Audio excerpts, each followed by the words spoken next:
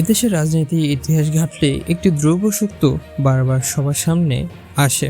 ক্ষমতা মসনদ বদলে সবচেয়ে বড় এবং চূড়ান্ত সমীকরণ সবসময় রচিত হয় একটি নির্দিষ্ট সীমানার ভেতরে, আর সেটি হলো দেশের সবচেয়ে বড় শক্তি কেন্দ্রবিন্দু ঢাকা সেনানিবাস বা ক্যান্টনমেন্ট। আর মাত্র কয়েকটা মাসের অপেক্ষা, এরপরই হয়তো ভেজে উঠবে এক চূড়ান্ত বিদায়ের ঘণ্টা, রচিত হবে নতুন ইতিহাস। সম্পূর্ণ নতুন এক রূপে ধারণ করতে যাচ্ছে বাংলাদেশ সেনাবাহিনীর শীর্ষ নেতৃত্ব এবং ক্ষমতার দৃশ্যপট। স্বাভাবিকভাবে আজ দেশের রাজনৈতিক সচেতন মহলে মনে একটা প্রশ্ন, ক্যান্টনমেন্টের ভিতরে আসলে কি চলে? পর্দার আড়ালে নতুন কোনো সমীকরণ ছক কষা হচ্ছে কিনা? আগামী দিনের সামরিক নেতৃত্ব কার হাতে উঠতে যাচ্ছে? আজকের এই বিশেষ এক্সক্লুসিভ প্রতিবেদনে আমরা বাংলাদেশ সেনাবাহিনী পরবর্তী সেনাপ্রধান হওয়ার দৌড়ে থাকা শীর্ষ কর্মকর্তাদের প্রোফাইলে ভূ রাজনৈতিক হিসাব নিকাশ এবং ভারতীয় গণমাধ্যমে ফাঁস হওয়া এক চাঞ্চল্যকর সুপ্রিম কমান্ডোর নেতৃত্ব নিয়ে বিস্তারিত বিশ্লেষণ করব। দেশে সামরিক ও রাজনৈতিক ক্ষমতার এই জটিল দাবা খেলায় আসল চিত্র বুঝতে ভিডিওটি টেনে একদম শেষ পর্যন্ত দেখুন। ইতিহাসে এক অভূতপূর্ণ এবং বিরল ঘটনার সাক্ষী হয়ে আছেন বর্তমান সেনাপ্রধান জেনারেল ওয়াকারুজ্জামান। বাংলাদেশের সামরিক ইতিহাসে এমন এক ঘটনা সত্যি নজিরবিহীন, যেখানে একজন সেনাপ্রধান সম্পূর্ণ ভিন্ন তিনটি শাসন কাঠামোর অধীনে অত্যন্ত সফলভাবে কাজ করেছে। বিগত স্বৈরাচারী আমলে 5ই আগস্টের ছাত্র জনতার মহাবিপ্লবের ক্রান্তি লগ্ন এবং বর্তমানে সাধারণ নির্বাচনের পর জনগণের রায় গঠিত প্রধানমন্ত্রী তারেক রহমানের নতুন সরকার, এই তিনটি সম্পূর্ণ বিপরীত ধর্মের রাজনৈতিক প্রেক্ষাপটও তিনি সেনাবাহিনী চেইন অফ কমান্ডো অত্যন্ত সুচারুরূপে অক্ষুণ্ণ রেখেছেন। 5ই আগস্টের অভ্যুত্থানের পর মানুষের পাশে দাঁড়ানোর জন্য তার অবদান দেশের ইতিহাসে স্বর্ণাক্ষরে লেখা থাকবে। তেমনি সম্প্রতি সেনাবাহিনীর বিভিন্ন প্লাটুনে ইসলামিক 4 খলিফার নামে নামকরণ করে এবং চাকরি থাকা অবস্থায় সেনা সদস্যদের দাঁড়িয়ে রাখার অনুমতি দিয়ে তিনি সাধারণ মানুষের মাঝে ব্যাপক প্রশংসিত হয়েছেন। যদিও বিগত দিনে নির্দিষ্ট কিছু রাজনৈতিক পুনর্বাসনের প্রশ্নে তাকে নিয়ে বিভিন্ন মহলে কিছু সমালোচনাও রয়েছে, কিন্তু সমালোচনার ঝড় কিংবা প্রশংসার জোয়ারে সবকিছুকে ছাপিয়ে সময়ের অগম নিয়মে জেনারেল ওয়াকারুজ্জামান একসময় অবসরে যেতেই হবে। আর ঠিক এই কারণে পরবর্তী সেনাপ্রধানকে হতে যাচ্ছে তা নিয়ে সামরিক ও রাজনৈতিক বিশ্লেষকদের মধ্যে দীর্ঘদিন ধরেই এক টানটান উত্তেজনা এবং জল্পনা কল্পনা চলছে। বিশেষ করে বর্তমান সরকারের করা ভারতের বিরোধী নীতি এবং এর বিপরীতে পাকিস্তান, চীন, তুরস্কের সাথে গড়ে ওঠা বিশেষ কৌশল সম্পর্কের কারণে সেনাবাহিনীতেও ঠিক একই মানসিকতা, দেশপ্রেমিক নেতৃত্ব খোঁজা হচ্ছে।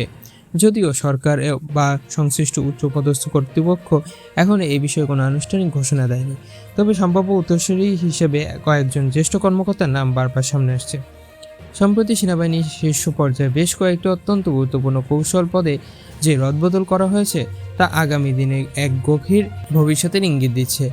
এই রদবদলের অংশ হিসেবে লেফটেন্যান্ট জেনারেল মোহাম্মদ মাইনুর রহমানকে সেনাবাহিনীর অত্যন্ত ক্ষমতাধর পদ চিফ অফ জেনারেল স্টাফ বা সিজিএস এবং লেফটেন্যান্ট জেনারেল মীর মুশফিকুর রহমানকে সশস্ত্র বাহিনীর বিভিন্ন বিভাগে প্রিন্সিপাল স্টাফ অফিসার বা পিএসও হিসেবে নিয়োগ দেওয়া হয়েছে।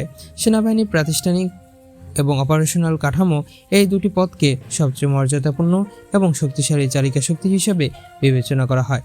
পরবর্তীতে সেনাপ্রধান হওয়ার দৌড়ে জ্যেষ্ঠ এবং ক্ষমতা কৌশলগত অবস্থানের দিক থেকে যিনি বর্তমানে সবচেয়ে বেশি আলোচনায় কেন্দ্রে আছেন তিনি হলেন বর্তমান CGS lieutenant general Mohammad Mainul Islam. তিনি বর্তমানে সেনাবাহিনী অপারেশনাল পরিকল্পনা এবং প্রশাসনিক কার্যক্রমে মূল চালিকা শক্তি হিসেবে দায়িত্বরত আছেন।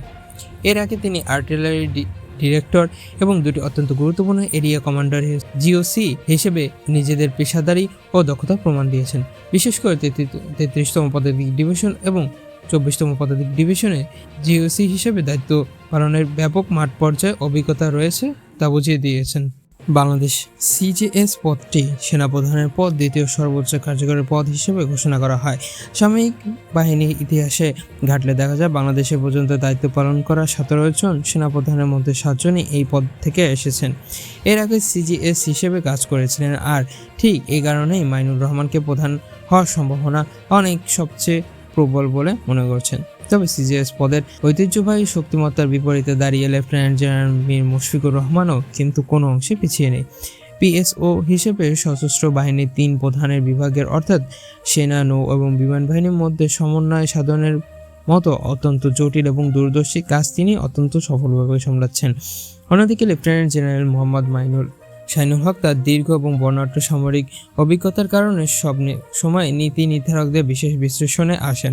এর পাশাপাশি lieutenant general Mohammad Fazlur Rahman career গ্রাফও বেশ চমকপ্রদ এবং নীলনকশ হিসেবে রয়েছে। এছাড়া ভারত বিরোধী এবং কড়া দেশপ্রেমিক জেনারেল হিসেবে পরিচিত কামরুল ইসলামের নামও এই পদের দৌড়ে জোরালোভাবে উচ্চারিত হচ্ছে। তবে আনুষ্ঠানিক প্রজ্ঞাপন জারি না হওয়া পর্যন্ত কাউকে চূড়ান্ত হিসেবে ধরে নেওয়ার সুযোগ নেই। ঠিক এই টানটান উত্তেজনার মধ্যে নতুন এক বিতর্ক জন্ম দিয়েছে আন্তর্জাতিক ও বিশেষ করে ভারতীয় কিছু গণমাধ্যম প্রতিবেদনে। ভারতীয় গণমাধ্যমের নর্থ ইস্ট নিউজের একটি প্রতিবেদনে এমন এক চাঞ্চল্যকর দাবি করা হয়েছে যা দেশের রাজনৈতিক মহলে নতুন এক আলোচনার ঝড় তুলেছে।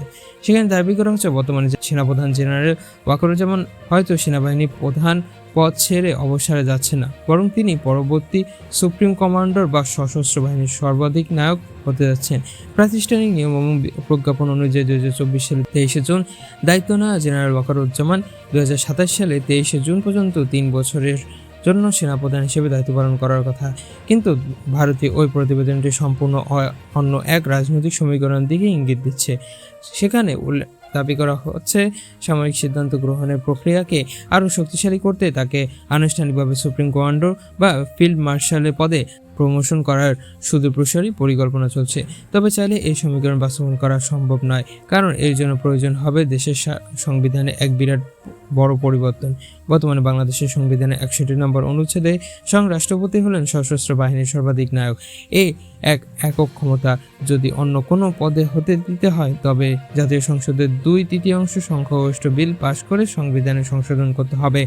প্রতিবেদনে দাবি করা হয়েছে জেনারেল ওয়াকারুজ্জামান বর্তমানে মেয়াদ শেষ হওয়ার আগে সংসদের অধিবেশন হয়তোবা এ ধরনের একটি প্রস্তাবিত হতে পারে, যা 27তম সাংবিধানিক সংশোধিত হিসেবে পাশ করিয়ে তিনি 3 বাহিনীর সর্বাধীন দায়িত্বে তার উপর ন্যস্ত করা হতে পারে। এতে করে অবসরের বয়সসীমা বিলম্বের পাশাপাশি তার মেয়াদ 2029 সাল পর্যন্ত বেড়ে যাওয়ার সম্ভাবনা রয়েছে।